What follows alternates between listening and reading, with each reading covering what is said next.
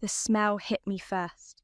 That antiseptic cocktail of bleach and decay that clings to everything when someone's dying at home. I stood in the doorway of my childhood bedroom, suitcase in hand, staring at the hospital bed that had replaced my old twin mattress. "Olivia, honey, is that you?" Mum's voice drifted from downstairs, weaker than I remembered from our phone calls. "Coming, Mom," I called back, my voice cracking on the words. "My name is Olivia, and 3 weeks ago I walked into my boss's office and quit the best job I'd ever had. HR manager at a tech startup, corner office, 6-figure salary, gone. Because when your mother calls to tell you the cancer's spread and she has maybe 6 months left, you don't really have a choice. Do you?" I found her in the living room, curled up in Dad's old recliner with a blanket pulled to her chin. The woman who used to fill every room with her laugh now looked like she might disappear into the cushions. "There's my girl." She smiled, but it didn't reach her eyes. "How was the drive?" "Fine. Traffic wasn't too bad." I bent down to kiss her forehead, shocked by how fragile she felt. "Have you eaten today? Marley brought me soup yesterday." "Or was it the day before?" She waved a dismissive hand. "Time's funny now." "Marley?" "My younger sister who lived 2 hours away and visited maybe once a week if we were lucky." I bit back the comment forming on my tongue. "Well, I'm here now. We'll get you on a proper schedule." Over the next few days, I learned the brutal arithmetic of caregiving. Pills every 4 hours, physical therapy appointments, insurance calls that lasted longer than the actual treatments. I set up a command centre at the kitchen table, pill organisers, appointment cards, a notebook where I tracked everything because the doctors always asked and Mum couldn't remember. "You don't have to write down every little thing," Mum said one morning, watching me log her breakfast. "I'm not completely helpless." "I know, it just helps me keep track." She was quiet for a moment. "Marley says you always were the controlling one." The pen froze in my hand. "When did she say that?" "Oh, you know how she talks. She worries about you giving up your whole life for me." "Right. Marley worried about me." The same Marley who'd sent exactly 3 texts since I'd been home, all variations of "How's Mom?" with no follow-up questions. That afternoon, while Mum napped, I tackled the mail pile. Bills, medical statements, the usual junk. Then I found it, a bank statement with Mum's name on it, showing a withdrawal for $800. Cash. Last Tuesday. I stared at the paper. Mum hadn't left the house in weeks. I certainly hadn't made any withdrawals. "Mum?" I called softly from the kitchen doorway. She was still sleeping, her breathing shallow but steady. I pulled out my phone and called the bank. "Yes, I can confirm that withdrawal was made in person," the representative said after I'd verified Mum's information. "Tuesday at 2:47 p.m. at our downtown branch. Can you tell me who made the withdrawal?" "I'm sorry, I can only confirm it was an authorized user on the account." "Authorized user?" Mum had added Marley to her accounts years ago, back when she was still healthy, and it seemed like a reasonable precaution. But $800 in cash?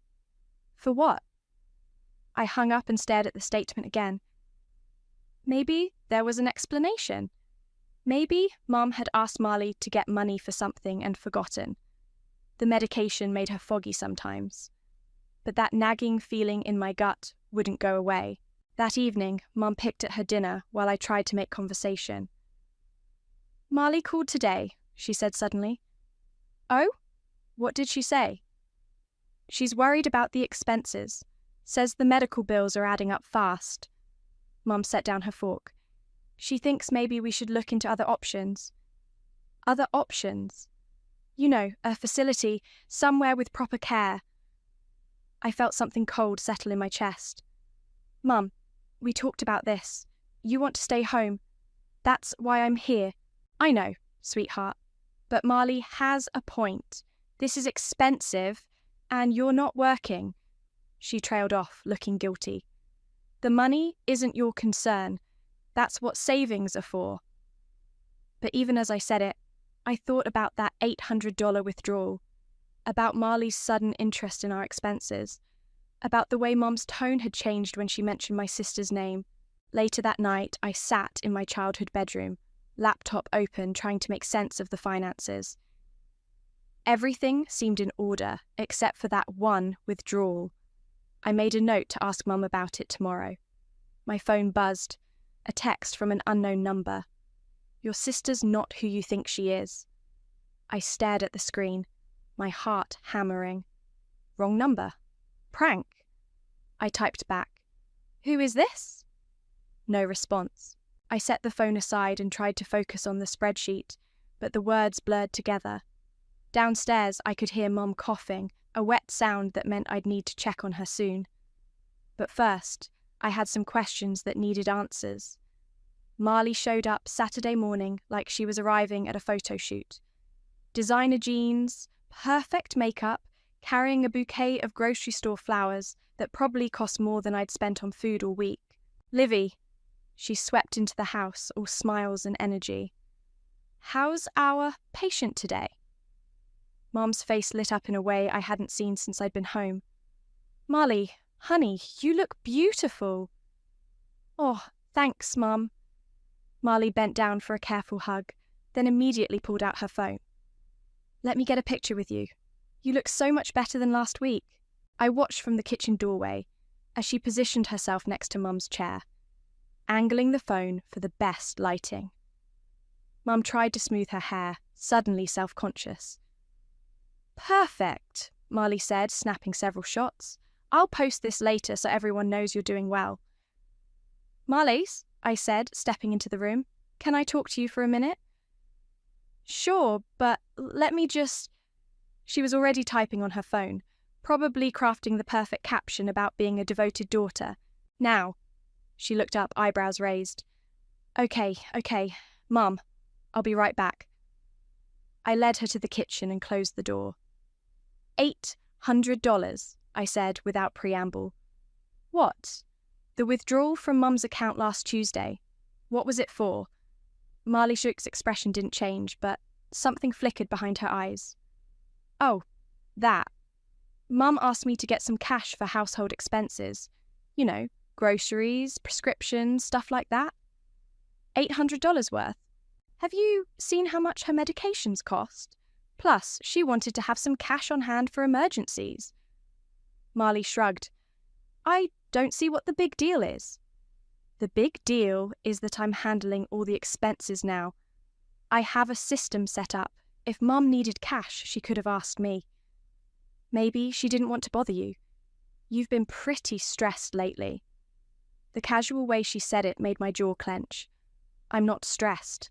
I'm taking care of our dying mother." "Right, and we're all grateful for that. But maybe you're taking on too much.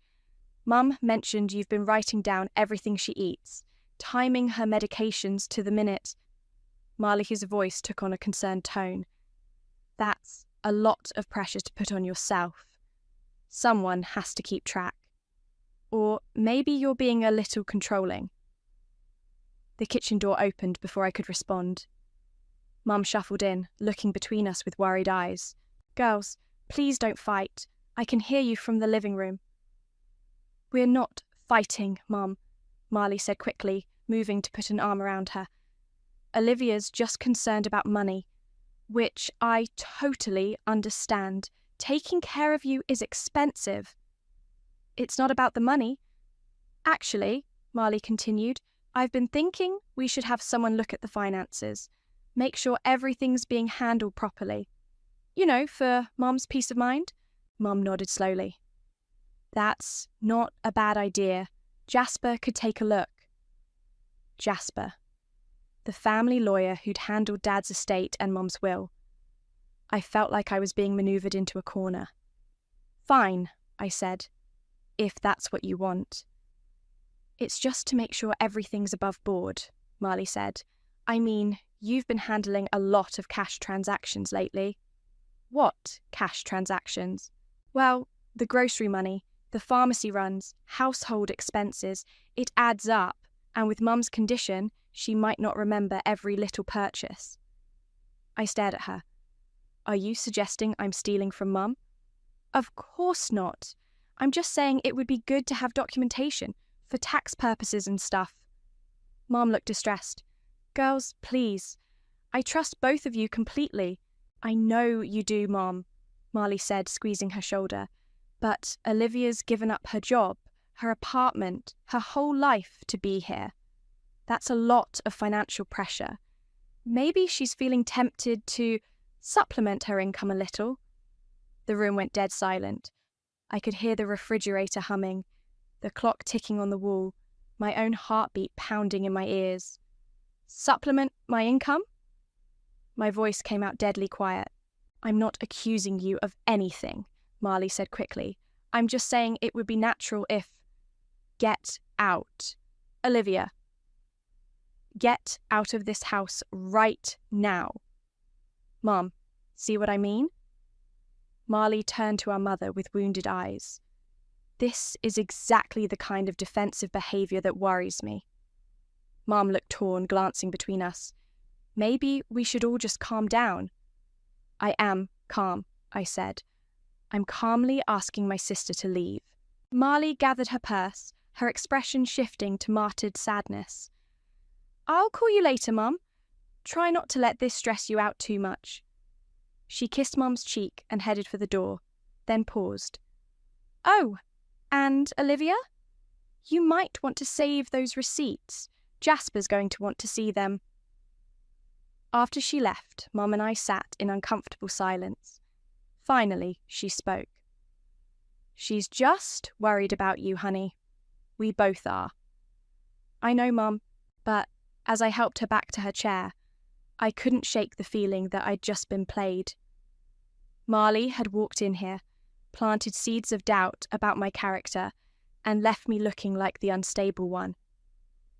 That night, after Mum was asleep, I found myself standing at the kitchen window, staring out at the dark street. My phone was on the counter, and I kept glancing at it, thinking about that anonymous text. Finally, I picked it up and scrolled through my contacts until I found Amara's number. She lived next door and had been Mum's friend for 20 years. If anyone would give me a straight answer, it would be her. Amara, it's Olivia. Can we talk? Amara came over Sunday morning with coffee and the kind of direct stare that meant business. Your sister's up to something, she said before I'd even closed the front door. What do you mean? I mean, I've been watching this family for 20 years, and that girl has never cared about anyone but herself. Amara set the coffee cups on the kitchen table. Now suddenly, she's concerned about finances. She says she's worried about Mom. Bullshit. Amara's voice was flat. She's worried about her inheritance. The word hung in the air between us. I'd been dancing around it for days, but hearing someone else say it out loud made my stomach drop. You think that's what this is about? Honey, your mother owns this house outright, has a decent life insurance policy, and probably has more in savings than she lets on. Marley knows that. Before I could respond, Mum called from the living room. Olivia, could you come here for a minute? I found her sitting up in her chair, looking more alert than she had in days. I've been thinking about what Marley said yesterday, she began, about the expenses. Mum, you don't need to worry about how much are you spending on groceries each week? The question caught me off guard. I don't know, maybe $60, $70? That seems like a lot for just the two of us. You're on a special diet. The organic stuff costs more, but the doctor said... And the prescriptions, how much are those running? I stared at her.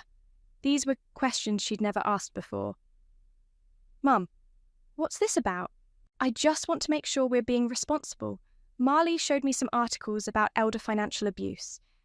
Did you know it's one of the fastest growing crimes in America? My blood went cold. Elder financial abuse. It's when family members take advantage of older people who can't keep track of their money anymore. Mum's voice was matter-of-fact, like she was reading from a pamphlet. The articles said it often starts small. a few dollars here and there. Mom, who showed you these articles? Marley emailed them to me. She's just looking out for my best interests. I felt like the ground was shifting under my feet. Can I see these emails? Oh, I deleted them. But she explained everything. How caregivers sometimes feel entitled to compensation beyond what's agreed upon. What's agreed upon? We never agreed on anything. I'm here because you're my mother. Mom looked uncomfortable. I know, sweetheart. But Marley thinks we should formalize the arrangement. Maybe set up a proper caregiver salary with documentation. A salary? It would protect both of us, make sure everything's above board. I sat down heavily on the couch. This was Marley's work. I could practically hear her voice in Mom's words. Did she suggest an amount for this salary? Well, she looked up what professional caregivers make. It's quite expensive, actually. Much more than I can afford long term. There it was, the trap closing around me. So, what are you saying? I'm saying maybe we need to consider other options.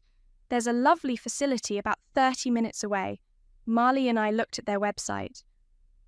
When did you and Marley look at anything together? She calls every day, honey, sometimes twice a day. She's very involved. Every day? I'd been here 3 weeks and had seen Marley exactly twice. What do you two talk about? Oh, you know, how I'm feeling, what the doctors are saying. She asks a lot of questions about the household expenses. Mum paused. She's worried you're overwhelmed. I'm not overwhelmed. You seem tense lately. Marley noticed it too. I wanted to scream. Instead, I stood up. I need to check your medications. In the kitchen, I pulled out my phone and called Marley. Hey, Livy, how's Mum today? We need to talk. Sure, what's up? Stop calling her every day and filling her head with garbage about elder abuse. Silence. Then, I have no idea what you're talking about. The articles, Marley? The suggestions about caregiver salaries and nursing homes. I'm just trying to help Mum make informed decisions. She's vulnerable right now. She's vulnerable because she's dying, not because she's stupid. Nobody said she was stupid. But her judgment might be compromised. The medications, the stress of being sick. Her judgment is fine. Is it? Because she told me she can't remember giving you permission to spend $800 last week. My hand tightened on the phone. What's $800? The cash you took from her account. She's confused about it. I never took any cash from her account. You did. That's not what Mum remembers. The kitchen started spinning. Put her on the phone. She's resting right now. But, Olivia, maybe we should have Jasper come by sooner rather than later, just to clear up any confusion. Fine. Call him. Already did. He'll be here Tuesday. The line went dead. I stood there holding the phone, trying to process what had just happened. Somehow, in the space of a week, I'd gone from devoted daughter to suspected thief. That afternoon, while Mum napped, I went through her desk looking for those emails Marley had supposedly sent. I found them in the trash folder on her laptop. 23 emails over the past 2 weeks, all from Marley, all carefully crafted to sound concerned while systematically undermining my credibility. I'm worried Olivia might be feeling entitled to compensation. Have you noticed any unusual spending patterns? It's common for caregivers to rationalize small thefts as payment for their services. You might not remember every transaction, but that's normal with your medications. Each email was a masterpiece of manipulation, designed to make Mom question her own memory and my motives. The last email was sent yesterday, after Marlague's visit. Mom, I'm so glad we talked about getting Jasper involved. Olivia's defensive reaction when I brought up the finances is exactly what the articles warned about. Please don't let her know I'm sending you these resources. She might try to delete them or convince you not to read them. I love you and I'm just trying to protect you. M. I printed every single email. Then I sat at the kitchen table and waited for Tuesday to come. Mum's birthday fell on Thursday, and Marley insisted on throwing a party. Just family and a few close friends, she said when she called Tuesday night. Nothing big. Mum deserves to celebrate. What Mum deserved was rest, but I didn't have the energy to fight anymore. Jasper's visit that afternoon had been a nightmare. He'd reviewed the finances with a fine-tooth comb while Marley sat there looking concerned, and I felt like a criminal in my own home. Everything appears to be in order, he'd finally said, but his tone suggested he'd be watching me closely from now on. Thursday morning, Marley arrived with Leon in tow, carrying bags of decorations and enough food to feed 20 people. "Where do you want the balloons?" Leon asked, already pulling streamers from a bag. "Wherever Olivia thinks is best," Marley said sweetly. "She knows Mum's preferences better than anyone." Leon was Marley's boyfriend of 6 months, a personal trainer with arms like tree trunks and the personality of wet cardboard. He followed Marley around like a loyal dog, carrying her bags and agreeing with everything she said. "This is too much," I told Marley as she arranged flowers in the living room. "Mum gets tired easily." "It's her birthday, Livy. She should feel special." "She feels special every day. She doesn't need a production." "Maybe that's the difference between us. I think Mum deserves to be celebrated." The guests started arriving at 2. Amara came with a homemade cake. A few neighbours stopped by. Then, to my surprise, Bailey showed up. Uncle Bailey was Dad's younger brother, and we hadn't seen him in probably 5 years. He'd had some falling out with Mom after Dad died. Something about money, though I'd never gotten the full story. "Bailey," Mom's face lit up when she saw him. "I can't believe you're here." "Wouldn't miss it, Viv." He bent down to hug her, then straightened and looked around the room. His eyes landed on Marley. "Hello, Marley." "Uncle Bailey, what a surprise." "I bet it is." The tension was immediate and obvious. Marley's smile became strained, and Leon moved closer to her side. "How did you even know about the party?" Marley asked. "Amara called me. Said Vivian was having a rough time and could use some family support." Bailey's gaze shifted to me. "Hello, Olivia. I hear you've been taking good care of your mother." "I'm trying." "That's more than some people can say." Marley's cheeks flushed. "I don't know what you're implying." "I'm not implying anything. I'm stating facts." Bailey pulled out a chair and sat down next to Mum. "Viv, you look good, considering. The treatments are hard, but Olivia's been wonderful. She gave up her whole life to be here." "Did she now? And what about your other daughter?" "Bailey," Mum said quietly, "please don't start." "Start what? I'm just making conversation." He looked at Marley. "How often do you visit, sweetheart?" "As often as I can. I live 2 hours away and I have a job." "Right, a job. Very important." Bailey's voice was dry. "What is it you do again?" "I'm in marketing." "Marketing? Of course." He turned back to Mum. "You know, Viv, this reminds me of when your father was sick. Remember how your sister Sarah used to visit?" Mum's expression grew uncomfortable. "That was different." "Was it?" "Because I remember Sarah being very concerned about your father's finances too, always asking questions about his will, suggesting he needed professional management of his affairs." "Uncle Bailey," Marley said sharply, "I don't think this is appropriate." And I remember how shocked everyone was when we found out Sarah had been forging his signature on checks. Small amounts at first, then bigger ones. The room went dead silent. Leon's hand moved to Marley's shoulder. "That has nothing to do with anything," Marley said. "Doesn't it? Because the way I hear it, you've been very interested in your mother's bank account lately. I'm protecting her interests. From who? Olivia? Bailey laughed, but there was no humour in it. The daughter who quit her job and moved back home. The one who's been changing bedpans and managing medications while you've been, what, calling to check on the finances. You don't know what you're talking about. I know exactly what I'm talking about. I've seen this playbook before. Mom struggled to sit up straighter. Bailey, please. It's my birthday. You're right, Viv. I'm sorry. He patted her hand gently. But I want you to know something. If you ever need anything at all, you call me. Day or night. He pulled out his phone and showed her the screen. I'm putting my number in your contacts right now. And, Olivia, you have my number too, right? I think so. Good. Because family looks out for family. Real family. The party continued, but the mood was strained. Marley kept shooting daggers at Bailey, who seemed completely unbothered. Leon hovered protectively, occasionally whispering in Marley's ear. After everyone left, I was cleaning up when Mom called me over. Sit with me for a minute, she said.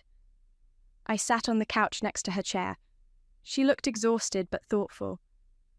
Bailey's always been dramatic, she said finally. Maybe. But he's not wrong about everything. What do you mean? Mum, do you really think I'm stealing from you? She was quiet for a long moment. I don't know what to think anymore. My mind feels fuzzy most of the time. I can't remember what I did yesterday, let alone last week. That's the medication talking. It doesn't mean your judgment is compromised. But what if it is? What if I'm not seeing things clearly? Then trust the people who've earned your trust, not the people who are trying to convince you that you can't trust yourself. She nodded slowly. Marley means well. Does she? She's my daughter, of course she does. So am I. I know, sweetheart. I know. That night, I was loading the dishwasher when my phone buzzed. Another text from the unknown number. Ask your mother about the safety deposit box, the one Marley doesn't know about. I stared at the message, my heart pounding. Then I typed back. Who is this? This time, there was a response. Someone who cares about your mother. Check the box in her bedroom closet, top shelf, behind the photo albums. I looked toward the stairs, then back at my phone. Why should I trust you? Because tomorrow might be too late. I waited until Mum was asleep before creeping upstairs to her bedroom. The closet smelled like her perfume and mothballs. I pushed aside the photo albums on the top shelf and felt around until my fingers hit something solid. A metal lockbox about the size of a shoebox. I carried it downstairs to the kitchen and set it on the table. No key, but the lock looked old. I found a paperclip in the junk drawer and worked at it until it clicked open. Inside were documents, bank statements from an account I'd never seen, insurance papers, and at the bottom, a sealed envelope with, for Jasper, if trust is broken, written in Mum's shaky handwriting. The bank statements showed regular deposits over the past 2 years. Small amounts, but they added up. The account had almost $30,000 in it. My phone rang. Marley. Hey, how's Mum feeling after the party? Tired. What do you want? I've been thinking about what Bailey said today. He was way out of line. Was he? Of course he was. And honestly, I'm worried about his influence on you. He's always been jealous of our family. Jealous of what? The inheritance, obviously. He knows Mum has money and he's trying to turn you against me so he can get his hands on it. I looked down at the bank statements. What inheritance, Marley? Don't play dumb. The house, the life insurance, her savings, it's probably worth $500,000, maybe more. And you think Bailey wants that? I think Bailey wants to cause trouble, just like he did when Dad died. What happened when Dad died? Silence. Then, nothing. Family drama. Look, the point is, we can't let him manipulate Mom. She's vulnerable right now. She seemed pretty happy to see him. Because she's not thinking clearly. The medication, the stress. Stop saying that. Saying what? That she's not thinking clearly. That her judgment is compromised. She's sick, not stupid. I never said she was stupid. You've been implying it for weeks. All those emails about elder abuse, the suggestions about nursing homes. I'm trying to protect her. From what? From me? Maybe. Yes. I think the stress of caregiving is affecting your judgment. I almost laughed. My judgment? You've given up everything for her. Your job, your apartment, your relationship with Yvonne. That kind of sacrifice can breed resentment. Resentment? It's natural, you're human. But when that resentment turns into entitlement... I'm hanging up now. Olivia, wait. I think we should talk to someone. A professional. Someone who can help us navigate this situation. What kind of professional? A geriatric care manager.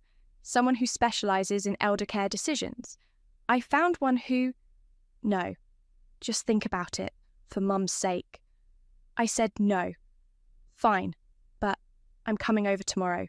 We need to have a family meeting. She hung up before I could respond.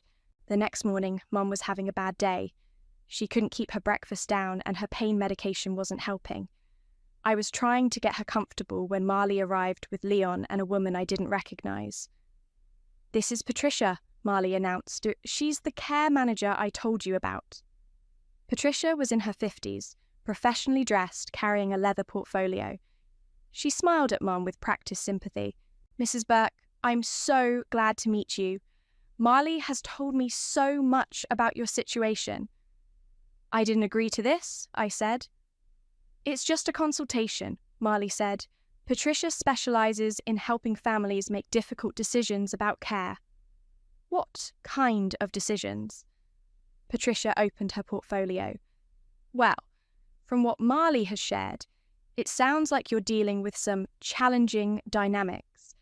Financial stress, family conflict, caregiver burnout." "I'm not burned out." "Of course not. But caring for a terminally ill parent is one of the most stressful experiences a person can have. It's natural to feel overwhelmed." "I'm not overwhelmed either." Patricia exchanged a look with Marley. "Sometimes we don't recognise our own limitations until it's too late." "What's that supposed to mean?" Marley mentioned some concerns about financial management. "Stop!" I stood up. "Just stop. Mum, do you want this woman here?" Mum looked confused and frightened. "I don't know. Marley said she could help." "Help with what?" "With making sure you're okay," Marley said. "With making sure Mum gets the best possible care." "The best possible care is what she's getting right now." "Is it?" Patricia consulted her notes. "Because I understand there have been some irregularities with the household finances." "What irregularities?" "Unexplained cash withdrawals, missing receipts, reluctance to allow financial oversight. That's bullshit." "Olivia," Mom said weakly, "language." "No, Mom, this is bullshit. Marley is lying to you and now she's brought in some stranger to back up her lies." "I'm not lying about anything," Marley said. "I'm trying to protect our mother." "From what? From you?" The words hung in the air. Mum started crying. "From me?" I repeated. "I'm the one who's been here every day for 6 weeks. I'm the one giving her medications, taking her to appointments, holding her hair back when she throws up. What exactly are you protecting her from? From your resentment, from your financial desperation, from your need to control everything." "My financial desperation? You gave up your job. You have no income.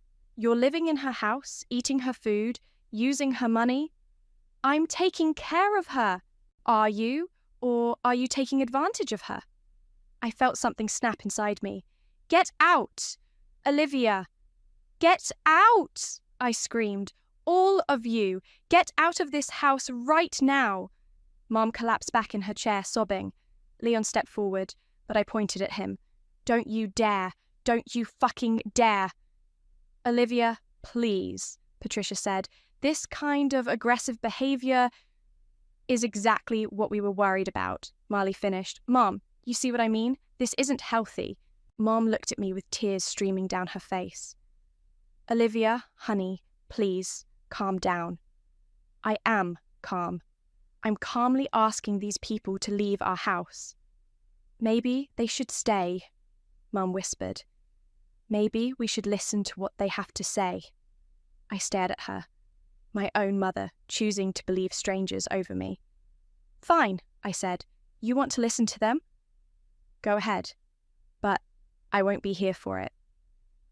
I grabbed my keys and headed for the door. "Where are you going?" Marley called after me. "To get some air before I do something I'll regret." I slammed the door behind me and sat in my car, shaking with rage. My phone buzzed with another text from the unknown number. "The envelope in the box. Take it to Jasper. Today." I looked back at the house, where I could see Marley through the window, comforting Mum while Patricia took notes. Then I started the car and drove to Jasper's office. Jasper's office was in an old Victorian house downtown, all dark wood and leather-bound books. His assistant, Phoebe, looked up when I walked in.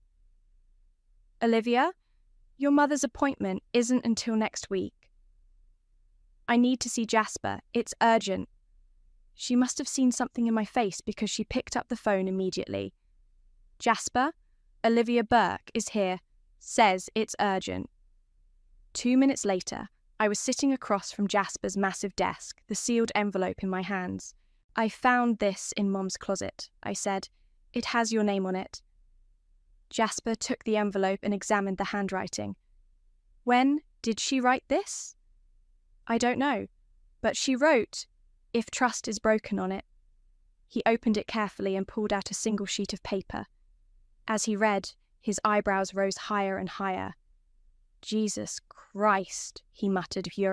What does it say?" He looked up at me. "It's instructions, very specific instructions about what to do if she ever suspected someone in the family was trying to manipulate her for financial gain." My stomach dropped. "Someone like me?" "No, Olivia, someone like Marley." He turned the paper around so I could read it. Mum's handwriting was shaky but clear. "If I ever seem confused about Olivia's character or start questioning her motives, it means someone has been poisoning my mind against her. Olivia would never hurt me. She gave up everything to care for me. If I'm doubting her, it's because I'm being manipulated. Activate the betrayal clause immediately." "The betrayal clause?" I asked. "There's a provision in her will. Very unusual, but your mother insisted on it when we updated her estate planning last year." Jasper leaned back in his chair.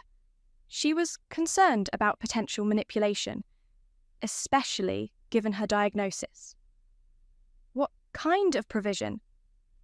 "If anyone attempts to undermine the primary beneficiary through deception or manipulation, they forfeit their inheritance entirely." "And the primary beneficiary is?" "You." I stared at him. "Me? Your mother updated her will 6 months ago, right after her diagnosis. You inherit everything, the house, her savings, the life insurance. Marley was supposed to receive a substantial sum as well. But if the betrayal clause is activated, she gets nothing? Less than nothing. She gets a bill." "A bill for what?" "All the expenses related to investigating her manipulation. Legal fees, forensic accounting, emotional damages to you and your mother." Jasper smiled grimly. "Your mother was very thorough." My phone started ringing. "Marley." "Don't answer it," Jasper said. "We need to document everything first." But I was already swiping to accept. "What?" "Olivia, thank God. You need to come home right now." "Why?" It's Mom. She collapsed after you left. We had to call an ambulance. The world tilted. What hospital? St. Mary's. But, Olivia, before you come... I hung up and looked at Jasper. I have to go. Wait. He stood up. Take this with you. He handed me a business card. That's my direct line. If anything seems off, if anyone tries to make decisions without consulting you, call me immediately. What about the betrayal clause? I'll start the paperwork. But, Olivia, be careful. If Marley suspects what we know, she might get desperate. I drove to the hospital in a panic, my mind racing between worry for Mum and anger at the situation. The emergency room was chaos, but I found Marley in the waiting area with Leon and Patricia. How is she? I asked when she's stable. They're running tests. Marley's eyes were red from crying. The doctor thinks it was the stress from the argument. Guilt hit me like a punch to the gut. Can I see her? Family, only right now. But, Olivia, we need to talk about what happens next. What do you mean? Patricia stepped forward. Given today's events, we think it might be best if your mother had professional care going forward. Professional care? A facility, Marley said. Somewhere she can get round-the-clock attention without the family drama. You mean a nursing home? A care facility. Patricia knows of an excellent place. No. Olivia, be reasonable. Today proved that the current situation isn't working. Today proved that you're willing to stress out our dying mother to get what you want. What I want is what's best for her. Bullshit. Leon stood up. Hey, watch how you talk to her. Or what? Or maybe you need to step back and let the adults handle this. I laughed.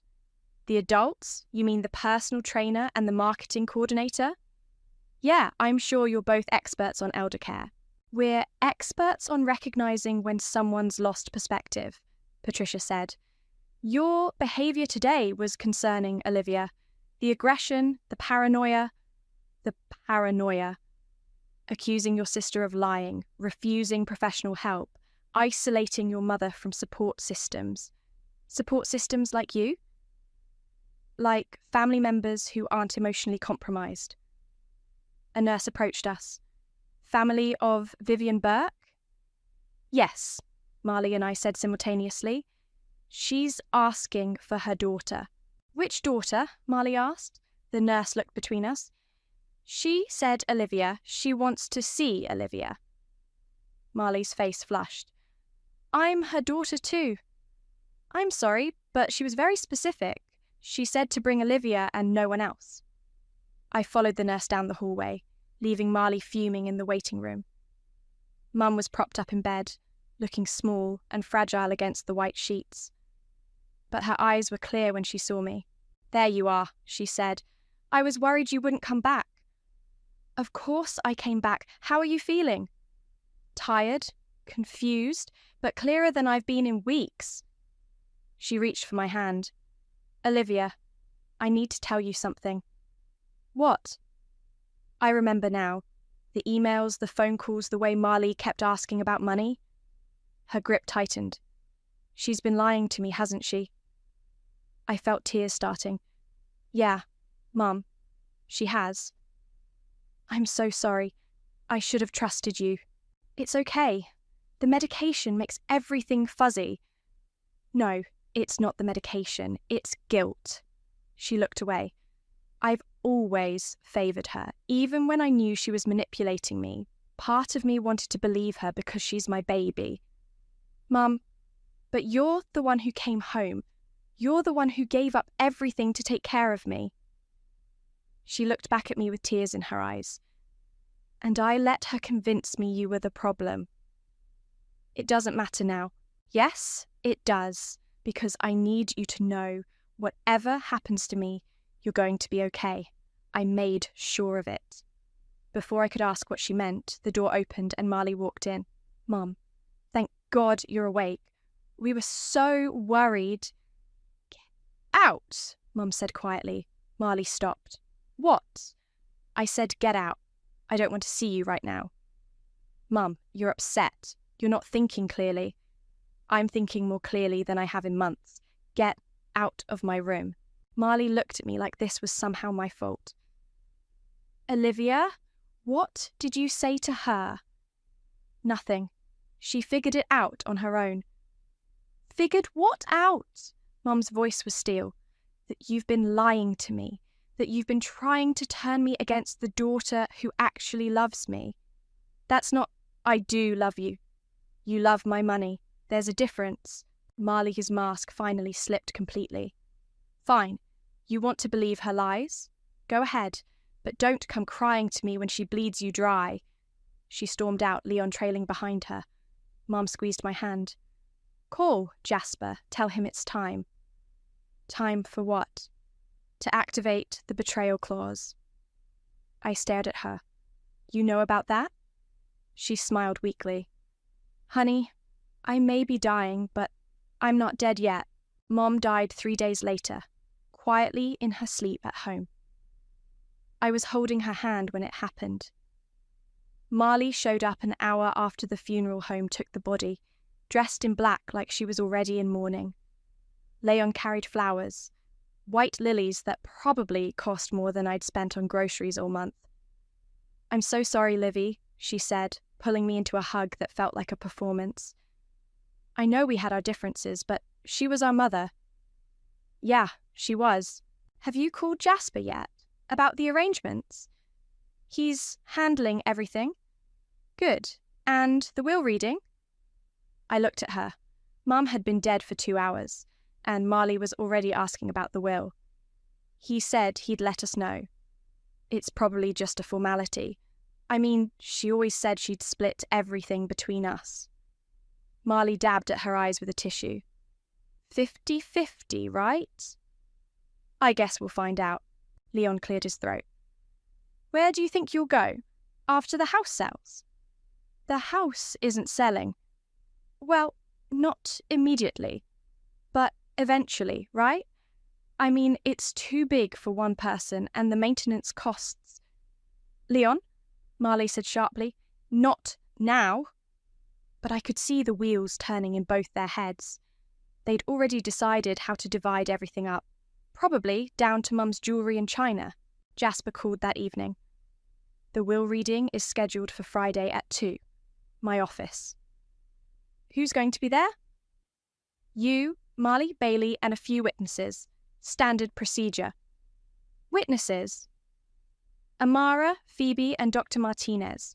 Your mother requested them specifically. Dr. Martinez was Mum's oncologist. I wondered why she'd want him there, but I was too tired to ask. Friday came too fast. I sat in Jasper's conference room, watching Marley fidget with her purse while Leon whispered reassurances in her ear. Bailey sat across from me, his expression unreadable.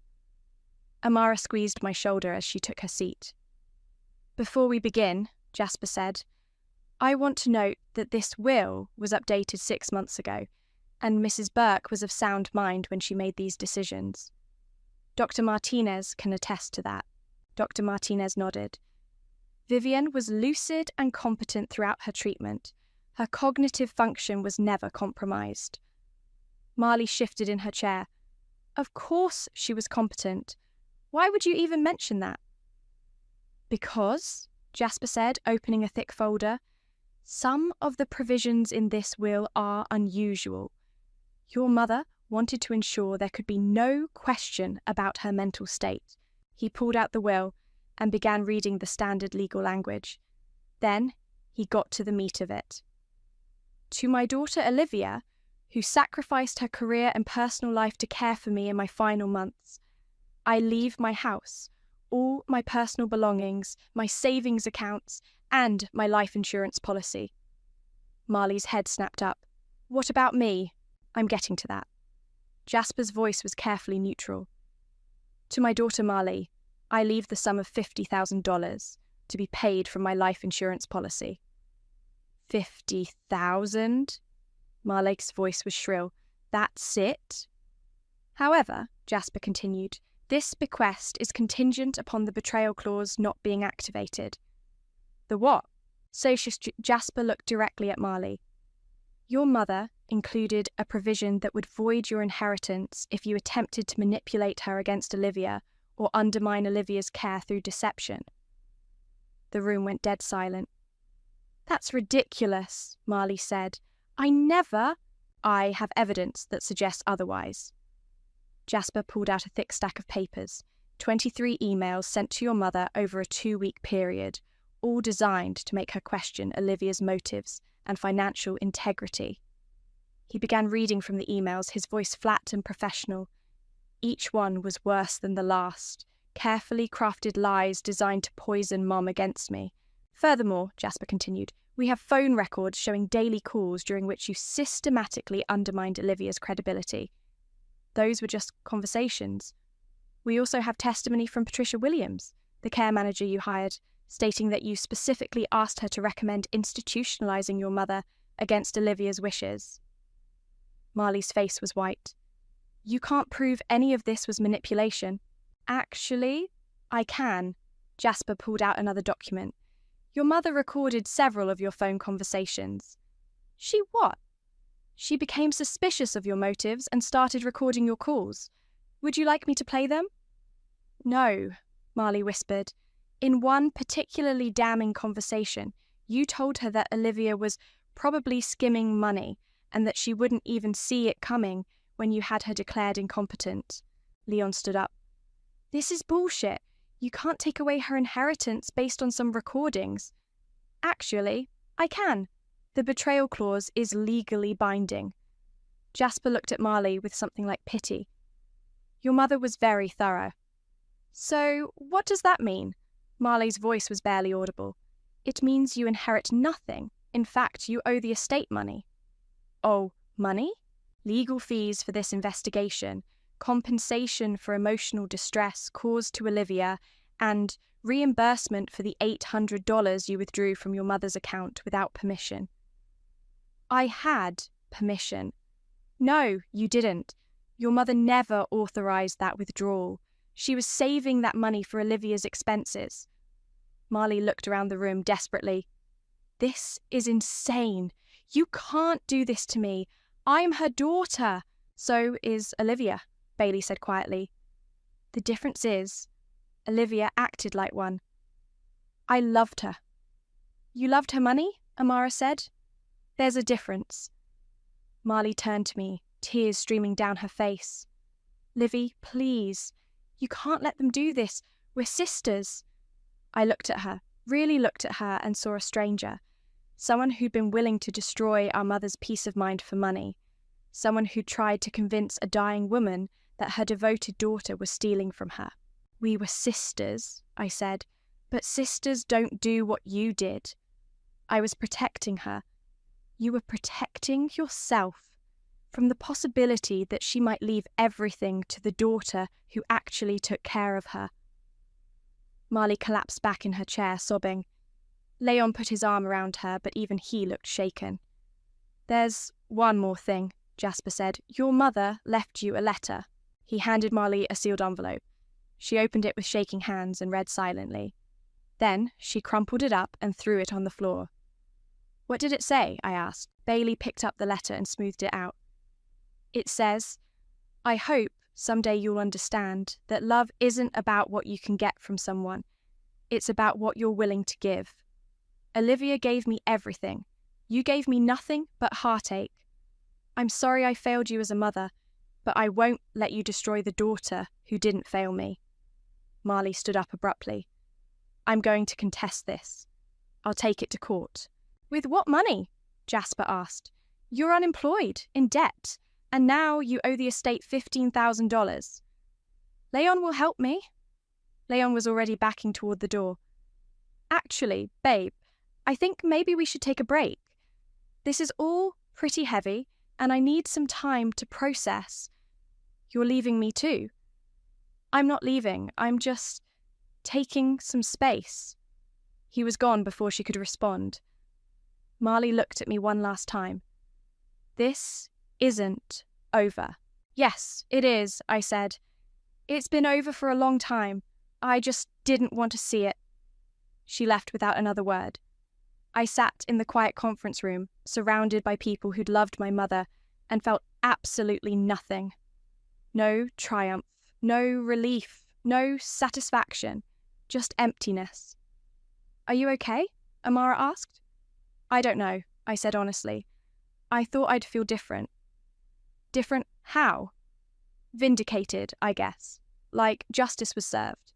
"Justice was served," Bailey said, "but that doesn't mean it feels good." He was right. It didn't feel good at all. The local newspaper picked up the story 3 days after the will reading. "Family drama erupts over inheritance fraud," ran on page 4, complete with a photo of our house that someone had taken from the street. My phone started ringing immediately. "Olivia? This is your cousin Rebecca from Portland. I just saw the news." I hung up and turned off the phone. The doorbell rang an hour later. Through the peephole, I saw a woman with a microphone and a man with a camera. "Ms. Burke, I'm Jennifer Walsh from Channel 7 News. We'd love to get your side of the story about your sister's attempted inheritance fraud." I didn't open the door. Amara came over that evening with takeout and wine. "How are you holding up?" she asked, setting containers of Chinese food on the kitchen table. "I've been better. The reporters will lose interest soon. This kind of thing happens more than people think." "Does it? Family members trying to manipulate elderly relatives?" "Unfortunately, yes. Your mother was smart to protect herself." I picked at my lo mein. "I keep thinking about what Marley said, about contesting the will." "She can try, but Jasper says she doesn't have a case. The evidence is too strong. It's not about winning or losing. It's about dragging this out, making it public, turning Mum's death into a circus." "She won't do that." "How do you know?" "Because she's broke and humiliated, and because Bailey had a talk with her." I looked up. "What kind of talk?" "The kind where he reminded her that fraud is a criminal offence, not just a civil one, and that if she pushes this, he'll make sure the district attorney sees all the evidence." "Would they really prosecute her? For elder abuse? For forging bank withdrawals? In this political climate?" Amara shrugged. "Bailey thinks they might, especially with all the media attention." My phone buzzed with a text. "Ivan, saw the news. Are you okay? Can I call you?" I showed Amara the message. "Are you going to respond?" "I don't know. What would I say?" "Hi, remember me? The woman whose life fell apart while you were finding yourself in Colorado?" You could start with hello. "He left, Amara. When things got hard, he left. People make mistakes. Maybe he's learned from his. Maybe I have too." The next morning, I found Leon sitting on my front steps. "What do you want?" I asked, "to apologise and to give you this." He held out an envelope. "It's from Marley." "I don't want anything from her. Just take it, please. She's not doing well." I took the envelope but didn't open it. "Where is she?" "Back at her apartment. She lost her job. Turns out her boss saw the news story." Leon stood up. "Look, I know what she did was wrong, but she's still your sister." "No, she's not. Not anymore. That's what she said you'd say." He walked toward his car, then turned back. "For what it's worth, I think she really believed she was protecting your mum. From you, I mean. She convinced herself you were the problem. That doesn't make it better?" "No, but it makes it sadder." After he left, I sat on the steps and opened the letter. "Olivia, I know you hate me. I hate me too. I keep trying to figure out when I became this person, but I can't pinpoint it. Maybe I was always this person and just got better at hiding it. I'm not asking for forgiveness because I don't deserve it. I'm not even asking you to understand because I don't understand it myself. I just want you to know that I loved Mum. I know that sounds impossible after everything I did, but I did love her. I just loved the idea of her money more. I'm sorry for that. I'm sorry for all of it. I'm moving to Phoenix to stay with our cousin Mark. I won't bother you again. M. I read it twice, then crumpled it up and threw it in the trash. But an hour later, I pulled it out and smoothed it flat. That afternoon, Jasper called. The estate is settled. The house is officially yours along with everything else. There's also something else your mother wanted you to have. What? A letter. She gave it to me before she died, with instructions to give it to you after everything was resolved. He brought it over that evening. The envelope was thick, and Mum's handwriting on the front said, "For Olivia, when the dust settles." Inside were 3 pages in her careful script. My dearest Olivia, if you're reading this, it means the betrayal clause worked and justice was served. I hope you're not feeling guilty about it. Marley made her choices, and choices have consequences. You made different choices. You chose love over money, sacrifice over selfishness, duty over convenience. That's who you are, and that's why you deserved everything I had to give. But I'm worried about you. I'm worried that this whole experience will make you hard and bitter. I'm worried that you'll think love is always about betrayal and family is always about money. Please don't let Marley's choices poison your heart. You gave up so much to take care of me.